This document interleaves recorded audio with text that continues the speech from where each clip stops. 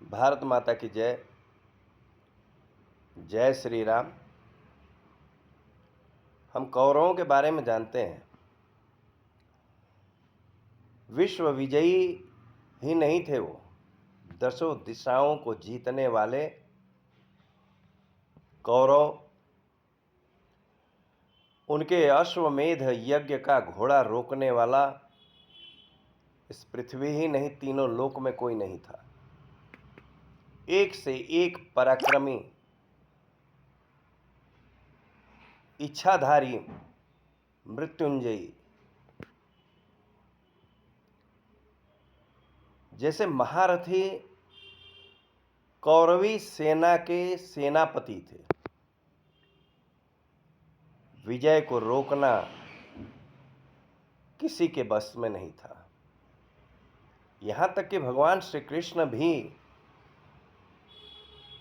अपने विजय के प्रति सशंकित थे।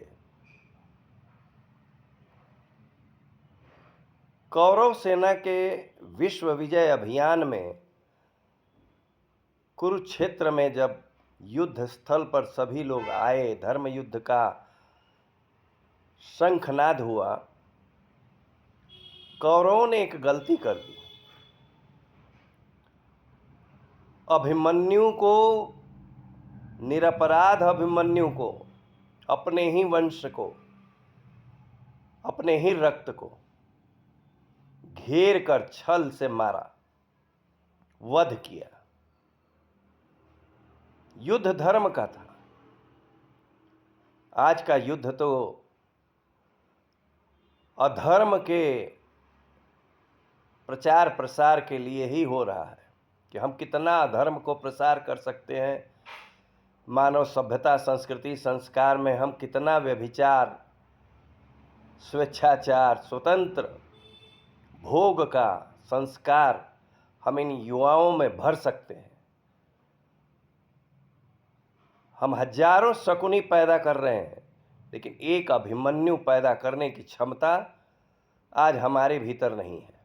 हम लाख हिंदुत्व की बात करें, हिंदू धर्म की बात करें, सनातन की बात करें, किंतु अभिमन्यु चक्रव्यूह में फंसा रहेगा, मरेगा, वध होगा, सब देखते रहेंगे। कुछ लोग उसके मूर्खता को भुनाएंगे,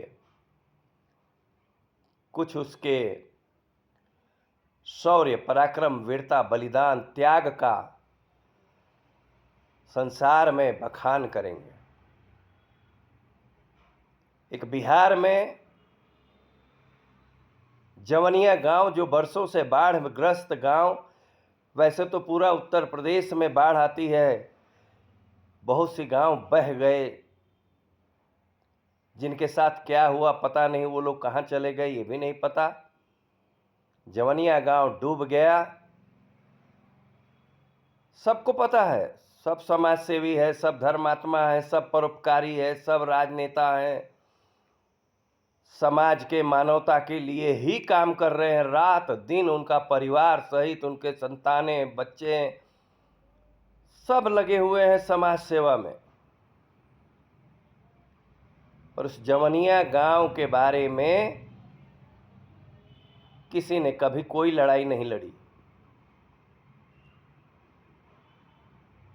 एक युवा अभिमन्यु आज खड़ा हुआ, वर्षों के संघर्ष के बाद भी जब उसे न्याय नहीं मिला, तो इन कौरवी साम्राज्य के सत्ताधारियों ने घेर कर उसका वध कर दिया। अभिमन्यु के वध ने कौरवों का सर्वनाश किया। आज दिया जलाने वाला कोई नहीं है उनके सारे वंश में। लाख विश्व विजयी थे, दिग्विजयी थे, सम्राट थे, एक से एक धनुर्धर थे,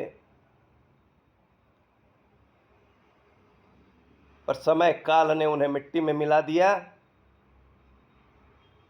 निरपराध का वध यह स्वयं के, समाज के, दल के आत्मदाह करने के समान है।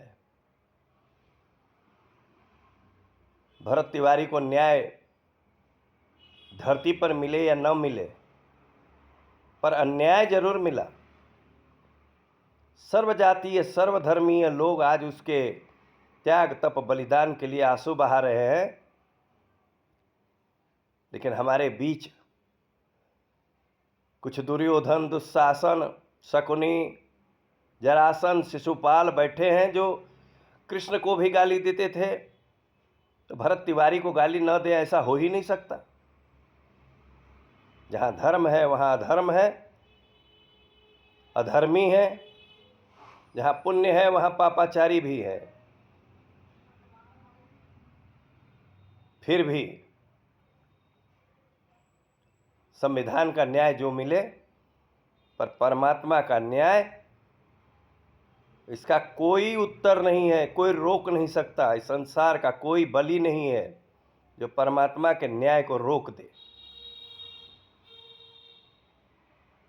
अन्याय का उत्तर सदैव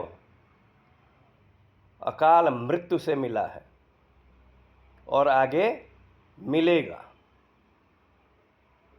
वध वध होता है। इसलिए हम सबको ऐसा कोई काम नहीं करना चाहिए जिससे निरपराध का वध करना पड़े। ये भ्रष्टाचार की पराकाष्ठा है। हम सत्ता, शासन, प्रशासन के जिम्मेदार हैं, किंतु यदि वह नियंत्रण में नहीं है तो इस वध के सारे जितने भी सत्ताधारी हैं वो सब जिम्मेदार हैं और इसका परिणाम उन्हें भोगना पड़ेगा। जय श्री राम। भारत माता की जय। वंदे मातरम।